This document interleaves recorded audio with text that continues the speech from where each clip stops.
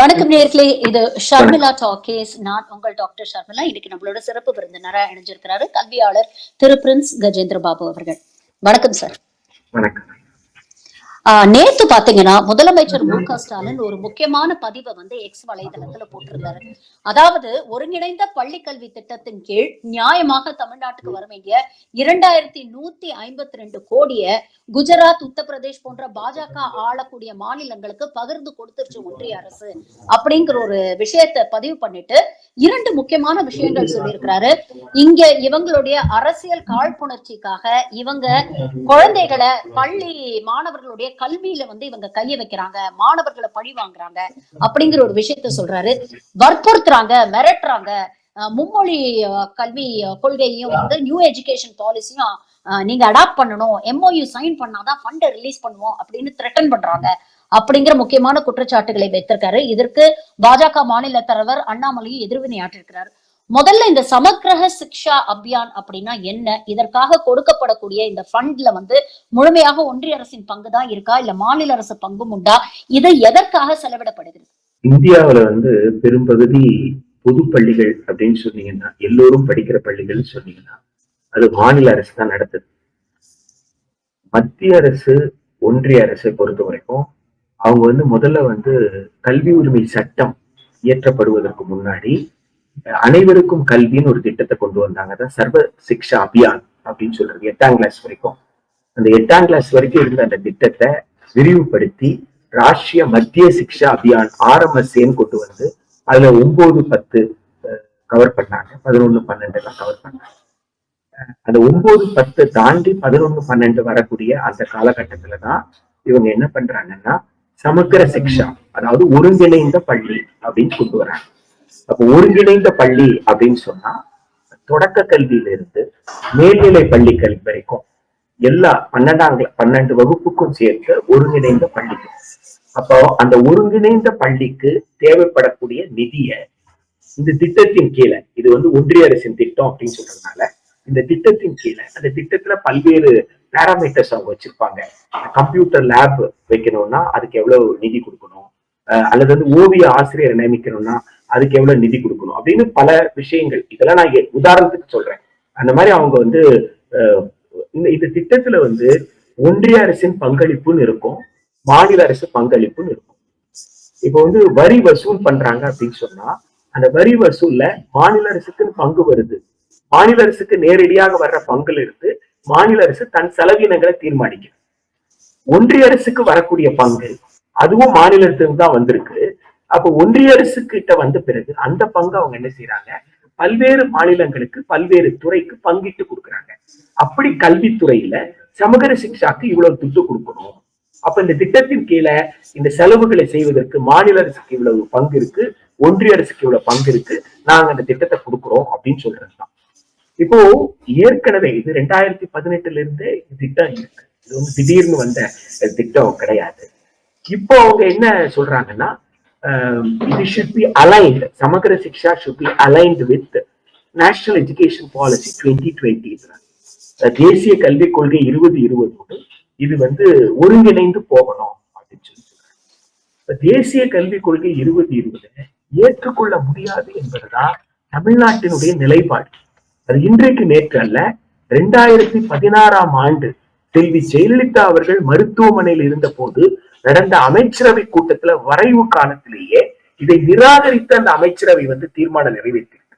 அன்றைக்கு நடந்த கேப் மீட்டிங்ல இது தமிழ்நாடு அரசனுடைய கன்சிஸ்டன்ட் பாலிசி. இது கட்சி அரசியலே கிடையாது. திரு அண்ணாமலை அவர்கள் பேசுவதை போல இது கட்சி அரசியலே கிடையாது. கட்சி ஏனென்றால் உங்களுக்கு 230 MLAக்களும் சேர்ந்துதானே இப்போ சமீபத்துல ஒரு தீர்மானம் பல்கலைக்கழக வரைவு சம்பந்தமா நிறைவேற்றினாங்க. கல்வி என்பது கட்சி அரசியலை தாண்டி இங்க ஒரு கல்வி அரசியல் அப்படின்றத நாம புரிஞ்சுக்கணும். எனவே மாநிலத்தினுடைய முதலமைச்சர் சொல்ல வந்திருக்கிறது என்னன்னா, கடந்த ஆண்டு நீங்க கொடுக்க வேண்டிய நிதியை எங்களுக்கு கொடுக்கல, கொடுக்காதது மட்டும் இல்ல, எங்களுக்கு கொடுக்காத நிதிய நீங்க வேற 2 மாநிலத்திற்கு பங்கு போட்டு கொடுத்துருக்கீங்க. இது எந்த வகையில நியாயம்?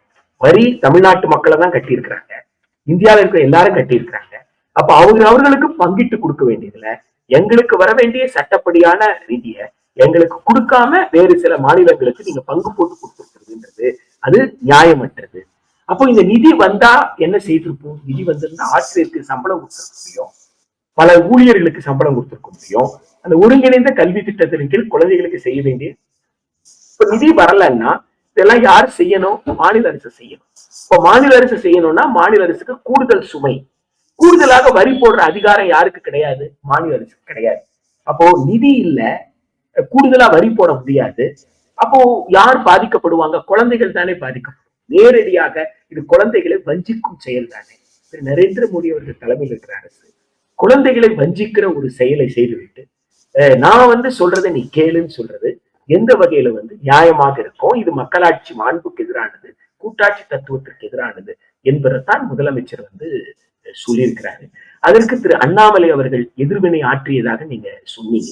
பாஜகவை சார்ந்தவர்கள் இல்ல, அப்ப இப்ப அண்ணாமலை என்ன சொல்றாரு அப்படின்னு பாத்தீங்கன்னா, 2024-25க்கு 36 ஸ்டேட்ஸ் அண்ட் யூனியன் டெரிட்டரிஸ்ல 35 ஸ்டேட்ஸுக்கும் யூனியன் டெரிட்டரிஸ்க்கும் இன்னும் ஃபண்டே ரிலீஸ் பண்ணல, அதுக்குள்ள நீங்க எப்படி இப்படி பேசுவீங்க அப்படிங்கிற ஒரு விஷயம் கேட்கிறாரு. இன்னொன்னு என்ன சொல்றாருன்னா, கடந்த 2024 வருடம் மார்ச் மாதம் அப்போ இருந்த தலைமைச் செயலாளர் சிவதாஸ் மீனா அவர்கள் இந்த எம்ஓயூல இருக்கிற விஷயங்கள்லாம் நாங்க ஒரு கமிட்டி போட்டு ஆராய்ச்சி பார்த்து இதுல நாங்க கையெழுத்து போட்டு பிஎம் ஸ்ரீயை ஏத்துக்கிறோம் அப்படின்னு தமிழ்நாடு ஒன்றிய அரசுக்கு ஒரு அஷூரன்ஸ் கொடுத்தது அப்படின்னு சொல்றாரு.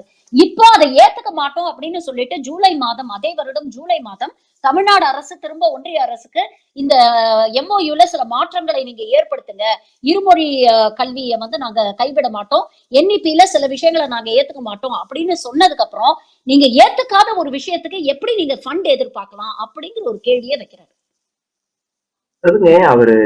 அவர்கிட்ட நாம திரும்பி வைக்க வேண்டிய கேள்வி என்னன்னு கேட்டா, பத்திரிகையாளர் கூட அவர்கிட்ட கேள்வி வைக்க முடியாது. கேள்வி வச்ச உடனே என்ன கேட்பார்? கேள்விக்கெல்லாம் பதில் சொல்ல மாட்டாரு.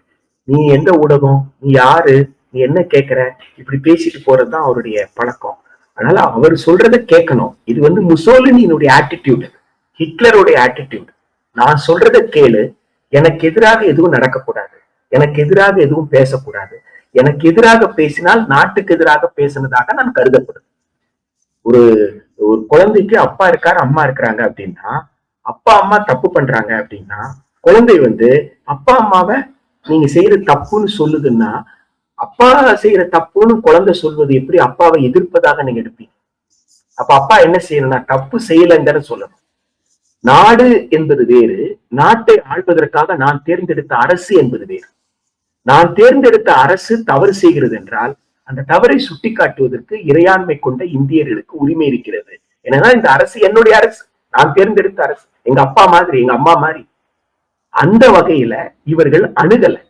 இவர்கள் என்ன நினைக்கிறாங்கன்னா, பிரதமர் என்று ஒருத்தரை தேர்ந்தெடுத்துட்டோம் அப்படின்னு சொன்னா, பிரதமரை நாம தேர்ந்தெடுக்கல, நாடாளுமன்ற உறுப்பினர்களா சேர்ந்து அவங்க பெரும்பான்மையில யாரு இருக்கிறாங்களோ அவங்க ஒரு தலைவரை தேர்ந்தெடுக்கிறாங்க, அவர் தான் பிரதமர். இவங்க என்ன நினைக்கிறாங்கன்னா, பிரதமர் சொல்லிட்டு அது கேட்கணுங்க, பிரதமர் சொல்லலைன்னா நீங்க கேட்கலன்னா எப்படிங்க அப்படின்னு சொல்லி அவர் கேட்கிறார்.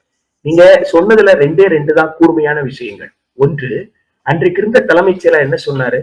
நாங்க கமிட்டி போடுவோம், கமிட்டியினுடைய பரிந்துரையின் அடிப்படையில ஒப்பந்தத்துல கையெழுத்து போடுவோம். நாங்க இப்ப கமிட்டி ஒப்பந்தத்துல கையெழுத்து போடாதான்னு சொல்லியிருந்தா எப்படி அவர் கையெழுத்து போடுவாரு?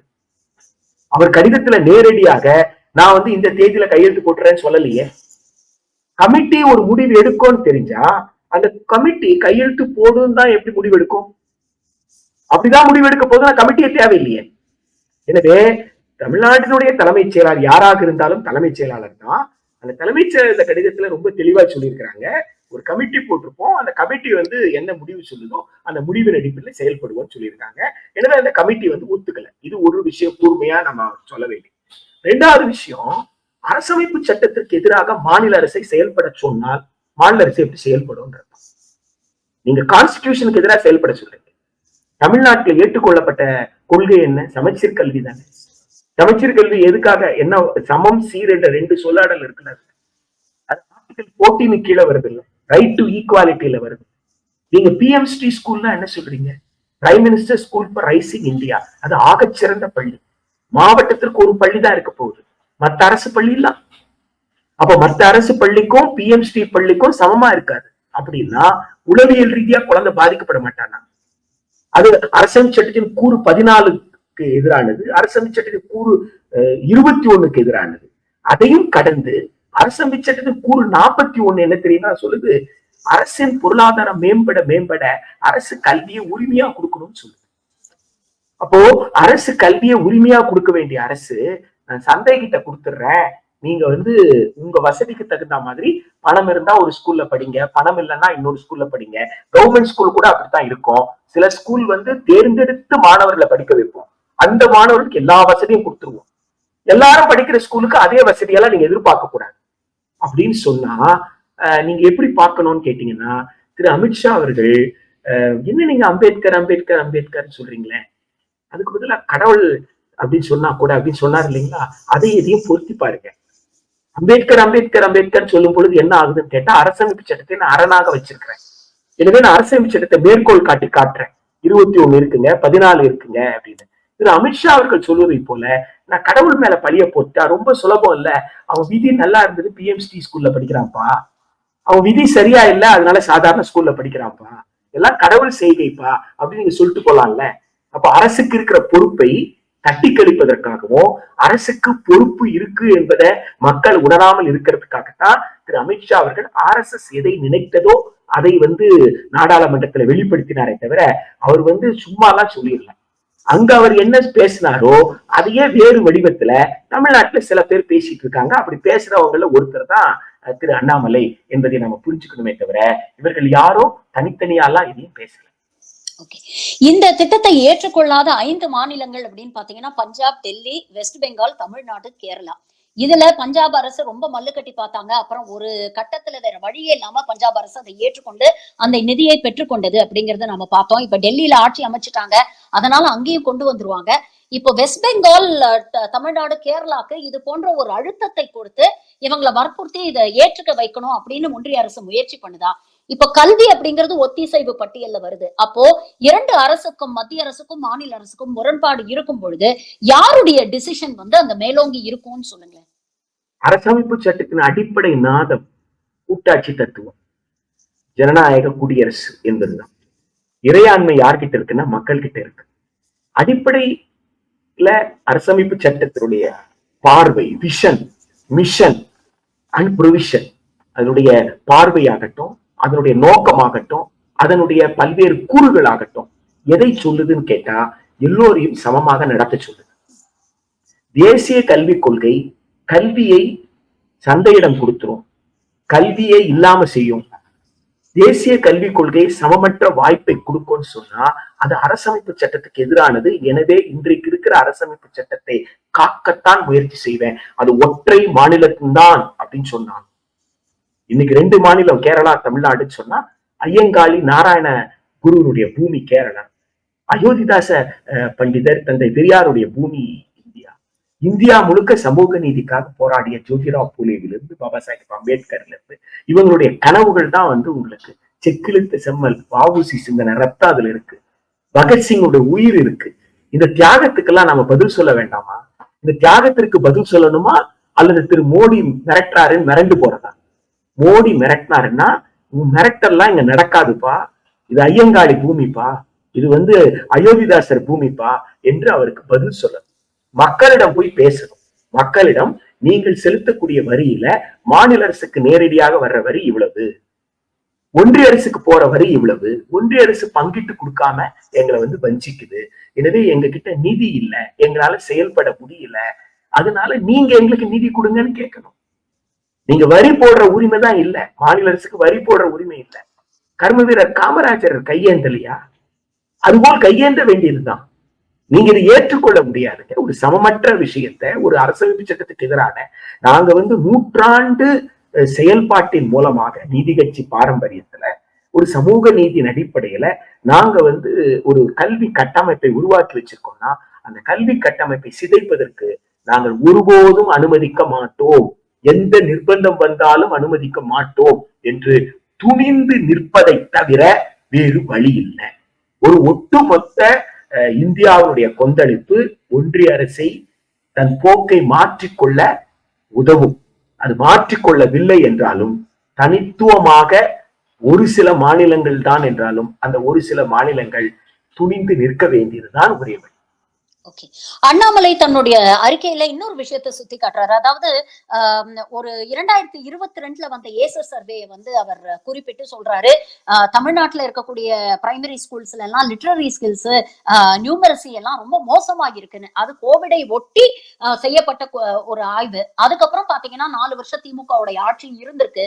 பள்ளி கல்வித்துறையை திமுக எந்த அளவுக்கு மேம்படுத்தி இருக்கு? இன்னமுக்கும் அதே நிலைமை தான் இருக்கா? ஆக்சுவல் ஃபேக்ட்ஸ் என்ன? திரு அண்ணாமலை என்ன பேசணும்?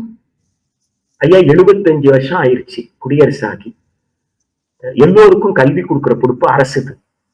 எனவே பாடத்திற்கு ஒரு ஆசிரியர் போடுங்க, நான் வந்து ஒன்றிய அரசு கிட்ட இருந்து துட்டு வாங்கி தரேன்னு சொல்லணும். சொன்னாரா? விளையாட்டு டீச்சர் போடுங்க சார், அப்பாயிண்ட் பண்ணுங்க, விளையாட்டு டீச்சர் அப்பாயிண்ட் பண்ணுங்க, நான் வந்து உங்களுக்கு துட்டு வாங்கி தரேன்னு சொல்லணும்ல. ஏன் சொல்ல மாட்டேன்றாரு? ஆசிரியருக்கு கற்றல் கற்பித்தல் செயல்பாட்டை தவிர வேற எதையும் கொடுக்க கூடாது இல்ல. அலுவலக ஊழியர்களை நியமிக்கணும்ல. அப்ப அலுவலக ஊழியர்களுக்கு உண்டான ஊதியத்தை கொடுக்கணும்ல. அதை நான் ஒன்றிய அரசு கிட்ட இருந்து வாங்கி தர்றேன். ஒன்றிய அரசு எதுவுமே கொடுக்காதுன்னா அப்ப பட்டியல்ல கல்வியை வந்து ஒப்பிசைவு பட்டியல்ல இருந்து எடுத்து நீங்க மாநில பட்டியல வச்சிருக்க. ஏன் அதை வச்சிட்டு இருக்கிறீங்க? இப்போ அதிகாரம் மட்டும் உங்களுக்கு வேண்டும், பொறுப்பு மட்டும் மாநிலத்திற்கா? எனவே திரு அண்ணாமலை பேசுறதுக்கெல்லாம் நம்ம பதிலே பேசக்கூடாது. என்னை பொறுத்த வரைக்கும் அதுதான், இது வந்து வேஸ்ட் ஆஃப் டைம். அவர் அரசமைப்பு சட்டத்துக்கு எதிராக பேசிட்டு இருக்கிறாரு. திரும்ப திரும்ப சொல்றேன், நான் கேட்கறது கற்றல் வாய்ப்புக்கு சமமான கற்றல் கேட்கிறேன். நீங்க சைனிக் பள்ளி என்ன பண்ணிருக்கிறீங்க? தனியார் கிட்ட கொண்டு போய் கொடுத்துருக்கீங்க. ஒன்றிய அரசு தனியார். அண்ணாமலை கேட்க சொல்லுங்க திரு மோடியை பார்த்து, என்ன நீங்க கொண்டு போய் தனியார் கிட்ட கொடுத்தா மாதிரி தமிழ்நாட்டுல அதை செஞ்சிட்டு இருக்காங்க அப்படின்னு சொல்ல சொல்லுங்க. நீங்க தான் வழிகாட்டுறீங்கன்னு சொல்ல சொல்லுங்க. ஏன் சொல்ல மாட்டேங்கிறாரு? எனவே மாநில அரசை பொறுத்த வரைக்கும் அவங்களுடைய அதிகார எல்லைக்கு உட்பட்டு, அவங்களுடைய வாய்ப்புகளுக்கு உட்பட்டு எதையெல்லாம் செய்ய முடியுமோ அதை செஞ்சிட்டு இருக்கிறாங்க. ஆனால் அது அத்தனையும் போதுமானு கேட்டீங்கன்னா போதாது. அந்த குழந்தைகளுக்கு இன்னும் செய்து கொடுக்க வேண்டிய சமமான கற்றல், கலைஞர் சொன்ன அந்த சமச்சீர் கல்வியை நோக்கி பயணிப்பதற்கு இன்னும் நிறைய தூரம் பயணிக்க வேண்டிய அவசியம் இருக்கிறது. ஒவ்வொரு படியா முன்னெடுத்து வச்சுட்டு இருக்கோம். ஏன்னா தமிழ்நாடு அரசு அதுல அக்கறை செலுத்தணும், மேலும் வாய்ப்புகளை வசதிகளை உருவாக்கி கொடுக்கணும் என்பதுல வந்து மாற்று கருத்தே கிடையாது. ஆனா திரு அண்ணாமலை அவர்கள் சொல்றது இந்த விஷயத்துல அவர் மாநில அரசை பார்த்து சொல்வதில் எந்த அர்த்தமும் இல்லை. அவர் கேட்க வேண்டிய இடம் வந்து டெல்லியை தான். டெல்லியை பார்த்து தான் அவர் கேட்கணும். டெல்லியை பார்த்து கேட்க முடியாது. கேட்டா அவருக்கு வந்து மாநில தலைவர் பதவி போயிடும் தெரியும். எனவே தன்னுடைய இருப்பை காட்டுவதற்காக அறிக்கை கொடுக்கிறாரு. இருப்பை காட்டுவதற்காக கொடுக்கிற அறிக்கைக்கு எல்லாம் பதில் அறிக்கை கொடுக்கறதோ அல்லதுக்கெல்லாம் பதில் சொல்லிட்டு இருக்கிறதோ நம்முடைய நேரத்தை வீணடிக்கிறது. சமீபத்துல முடிஞ்ச டெல்லி தேர்தல்ல பாத்தீங்கன்னா அரவிந்த் கெஜ்ரிவால் படுதோல்வி அடைஞ்சிருக்காரு. அரவிந்த் கெஜ்ரிவால் வந்து மக்கள் மனசுல இடம் பிடிச்சதே அவருடைய கல்வி மற்றும் சுகாதாரம் சம்பந்தப்பட்ட திட்டங்கள் தான். Schools of excellence, Mohalla clinics, இதெல்லாம் வந்து அவருக்கு மக்களிடையே ஒரு பெரிய ஒரு ஆதரவை பெற்று தந்தது. இங்கேயும் திமுக அரசு தொடர்ந்து கல்வி சுகாதாரத்துல நிறைய கான்சென்ட்ரேட் பண்ணிட்டு வராங்க. இப்போ இங்க நீங்க பாத்தீங்கன்னா நீட் ஆகட்டும், இல்ல யூஜிசி வரைவு அறிக்கை ஆகட்டும், ஆளுநர் துணைவேந்தர் பிரச்சனை ஆகட்டும், new education policy, PM Shri, Samagra Shiksha Abhiyan, இப்படி தொடர்ந்து கல்வி சம்பந்தப்பட்ட விஷயங்கள்ல ஒன்றிய அரசு மாநில அரசுக்கு எதிரான ஒரு நிலைப்பாடை எடுக்குது அப்படின்னா, இங்க இருக்கக்கூடிய இந்த கல்வி சுகாதார கட்டமைப்பை வந்து பாதித்தால் இது திமுக அரசுக்கு ஒரு கெட்ட பேரை ஏற்படுத்தும் அப்படிங்கிற ஒரு எண்ணத்துல செய்யுதுன்னு நினைக்கிறீங்களா? திரு அரவிந்த் கெஜ்ரிவால் பரிதாபத்திற்குரியவருங்க. நீங்க வந்து அரவிந்த் கெஜ்ரிவால் மாடல் தமிழ்நாட்டுக்கு நீங்க சொல்றதே தப்பு. அவருடைய மாடலே தப்பான மாடல். நீங்க ஸ்கூல் ஆஃப் எக்ஸலன்ஸ் சொல்றீங்களா, தப்பு இல்லையா? ஒரு பள்ளிக்கூடத்தை ஸ்கூல் ஆஃப் எக்ஸலன்ஸ் சொல்லிட்டு மத்ததெல்லாம் என்ன சொல்ல போறீங்க? அவரு செய்த தப்புக்காக அவர் தண்டனை அனுபவிச்சார். எனவே அவர் வந்து அந்த மக்களுக்கு சமமான கற்றல் வாய்ப்பு கொடுத்திருந்தா மக்கள் ஏன் வந்து அவரை பதவியிலிருந்து இறக்க போறாங்க? எனவே அரவிந்த் கெஜ்ரிவாலுடைய டெல்லி மாடல் தவறான மாடல் என்பதை தமிழ்நாடு அரசு உணரணும். யாரெல்லாம் டெல்லி மாடலை காட்டி இங்கேயே மாடல் ஸ்கூல் திறக்கலாம்னு சொன்னாங்களோ அவங்க எல்லாம் தமிழ்நாடு கவர்மெண்ட்டை தப்பா வழி நடத்தி இருக்காங்கன்னு அர்த்தம். எனவே டெல்லி மாடல் அல்ல, இங்க கலைஞர் மாடல்னு ஒண்ணு இருக்கு. ஏன் மறந்து போயிட்டீங்க? ஏன் சமச்சீர் கல்வியை மறந்தீங்க? நீங்க அது கலைஞர் மாடல் தானே. கலைஞர் நூற்றாண்டை கொண்டாடுறீங்க, ஆனா கலைஞருடைய சமச்சீர் கல்வியை பேசவே மாட்டீங்களா? எனவே டெல்லி மாடல், டெல்லியில ஏதோ அற்புதங்கள் பண்ணிட்டாரு அரவிந்த் கெஜ்ரிவால், அப்படி எல்லாம் ஒண்ணும் கிடையாது. அவர் வந்து டெல்லியில தப்பு பண்ணாரு. அவர் பண்ண தவறுக்கு அந்த மக்கள் வந்து அவருக்கு தண்டனை கொடுத்திருக்காங்க. அதுதான் உண்மை. தமிழ்நாடு அரசு இதுல இருந்து பாடத்தை கற்க. சுகாதாரம் என்பது பட்டியல் 2ல 6ல வருது. மருத்துவம், டிஸ்பென்சரி, ஹாஸ்பிட்டல், இதெல்லாம் வந்து உங்களுக்கு 6ல வருது. எனவே மருத்துவம் கொடுக்க வேண்டிய பொறுப்பு யாருடையது? மாநில அரசுடைய. கல்வி காலங்காலமாக யார் கொடுத்துட்டு இருந்தாங்க? மாநில அரசு தான் கொடுத்து. எனவே தமிழ்நாடு அரசு தான் சமூக நீதியின் அடிப்படையில் கட்டமைத்து வைத்திருக்கிற ஒரு கல்வி அமைப்பை, ஒரு மருத்துவ அமைப்பை சிதைப்பதற்கு, அது தமிழ்நாட்டுக்கு மட்டும் இல்ல இந்தியா முழுக்க சிதைப்பதற்கு பாக்குறாங்க. தமிழ்நாட்டுல அது பெரியாருடைய பூமி என்பதனால் எதிர்ப்பு வலுவாக இருப்பது என்பது இயல்பான ஒன்று. அந்த வகையில தமிழ்நாட்டுடைய உரிமைகளை வென்றெடுப்பதற்கும் தமிழ்நாடு பின்னடைவு சந்தித்திராமல் இருப்பதற்கு எடுக்க வேண்டிய முன்னெச்சரிக்கை நடவடிக்கையும் சேர்த்து தமிழ்நாடு முதலமைச்சரும் தமிழ்நாடு அரசும் எடுக்கணும். அதற்கு மக்களுடைய ஆதரவு நிச்சயமாக இருக்கு. அதற்கு என்ன நடவடிக்கை எடுக்கணும்னு நினைக்கிறீங்க? முதல்ல ஆசிரியர்களுக்கு நம்பிக்கை ஊட்டக்கூடிய வகையில ஆசிரியர்களுடைய கோரிக்கைகளை நிறைவேற்றி, ஆசிரியர்கள் கற்றல் கற்பித்தல் செயல்பாடு இல்லாம வேற எந்த செயல்பாட்டுக்கும் அவங்க ஈடுபடுத்தாம முழுமையா அவங்க கற்றல் கற்பித்தல் செயல்பாட்டுல அவங்க ஈடுபடுத்தணும். பல்வேறு வகையாக சமகர சிக்ஷால கொடுத்த நெருக்கடியின் காரணமாக நீங்க தகைசால் பள்ளி, school of excellence, model school இதெல்லாம் நீங்க கிரியேட் பண்ணி வச்சிருக்கீங்க. அதெல்லாம் கூடாது. எந்த அரசு பள்ளிக்கு நுழைந்தாலும் அந்த அரசு பள்ளியில எல்லா வாய்ப்பும் இருக்கும், வசதி இருக்கும் என்கின்ற வகையில ஒரு சமமான கற்றல் வாய்ப்புக்குண்டான சூழலை தமிழ்நாடு அரசு ஏற்படுத்தணும். ஏற்படுத்த முடியாதுன்னு கிடையாது, வலுவான கட்டமைப்பு இருக்கு. ஆனால் அதற்கு தகுந்த ஆலோசனைகள் பெறுவதற்கு நாம முன்வரணும்.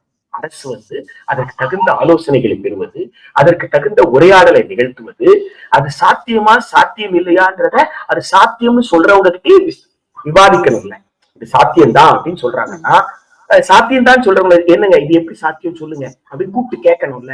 கேட்காம ஒரு பக்கத்துல சாத்தியம்தான் கோரிக்கை வைக்கிறவங்க வச்சுட்டு இருக்கிறாங்க, இன்னொரு பக்கத்துல அரசு செய்ய மாட்டேங்குன்னு சொல்லும்போது அங்க ஒரு இடைவெளி உருவாகும். தமிழ்நாடு அரசின் மீது, குறிப்பாக முதலமைச்சர் மீது தமிழ்நாடு மக்கள் நம்பிக்கை வைத்திருக்கிறார்கள் என்பதை யாரும் மறுக்க முடியாது. இந்த நம்பிக்கையை இன்னும் வலுப்படுத்துவதற்கும், இன்னும் தான் செய்ய வேண்டிய, தான் செய்துட்டு இருக்கிற காரியத்தை இன்னும் சிறப்பாக செய்வதற்கு முயற்சிகள் மேற்கொள்வது என்பதுதான் தமிழ்நாட்டினுடைய கல்வியையும் தமிழ்நாட்டுடைய மாணவர்களுடைய நலனையும் காக்கும். பல விஷயங்களை இன்னைக்கு எங்களோட பகிர்ந்துக்கிட்டீங்க. உங்க நேரத்துக்கும் கருத்துக்களுக்கும் மிக்க நன்றி sir. Thank you very much for joining. நன்றி.